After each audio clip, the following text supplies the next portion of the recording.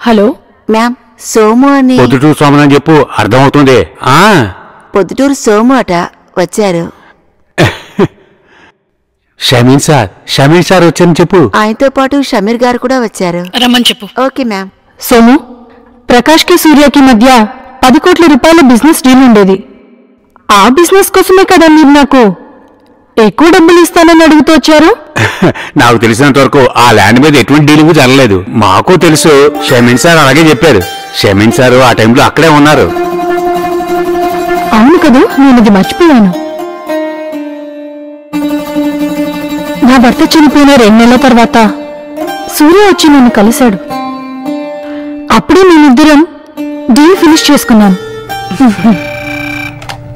Hello, okay నేను బయలుదేరుతున్నాను.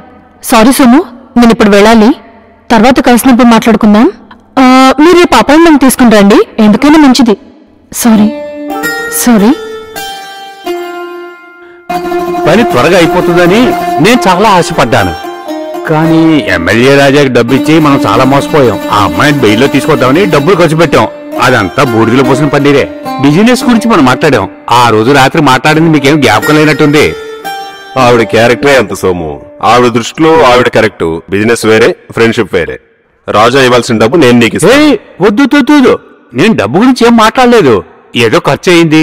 Business బాగా జరుగుంటే అంతకు 3 ఇంతలు సంపాదించేవాళ్ళం కదా. నాకు 2 అమ్మాయిలు ఉన్నారు.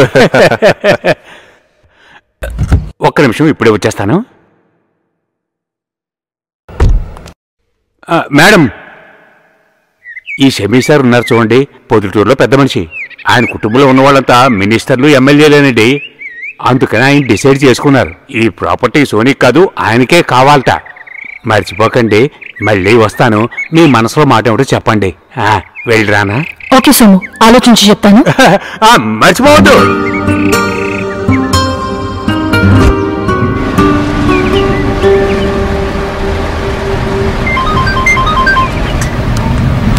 హలో.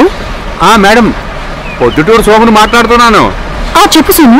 అదేంటంటే షమీ గారు ఏమంటున్నారంటే, ఎవరు ఎంత ధరించి కొన్నా దానికి 2 ఇంతలిచ్చి కొంటానంటున్నారు. ఆ ప్రాపర్టీ మాకే దక్కాలి. అది మాత్రమే కాదు మేడం, సారు చాలా పెద్ద హ్యాండ్.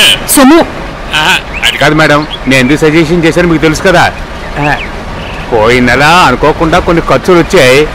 అప్పుడే షమీ గారు చెప్పారు, మేడంతో కలిసి ఆ కేసు సాల్వ్ చేసి ఉంటే మనకు చాలా డబ్బులు దొరుకుతాయి.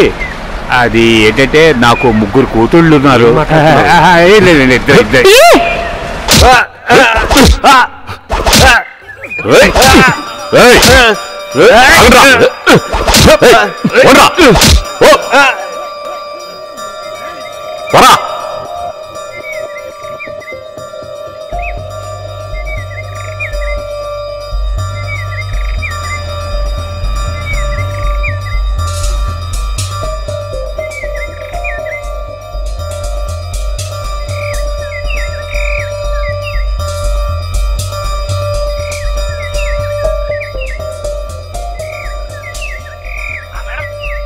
సోము,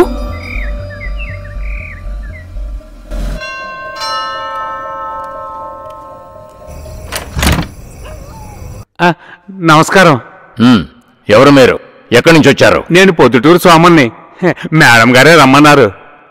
మీరు కూర్చోండి, నేను వెళ్ళి అడుగుతాను. ఇక్కడ షమీన్ అంటే ఎవరు? మేడం గారు రమ్మన్నారు. పది వెళ్దాం. షమీన్ గారిని మాత్రమే మేడం గారు రమ్మన్నారు. కూర్చోండి. ఓరే నాయనో, నేను విన్నది నిజమేనా? సార్కి జాతకాల మీద నమ్మకం ఉందా? తమకే శుక్రదశ నడుస్తున్నది. జాగ్రత్తగా వెళ్ళిరండి. అలాగే నా గురించి చెప్పడం మర్చిపోకండి. మీకు తెలుసు కదా, నాకు 3 అమ్మాయిలు ఉన్నారు. లేదండి, ఇద్దరే 3 అమ్మాయిలని చెప్పండి.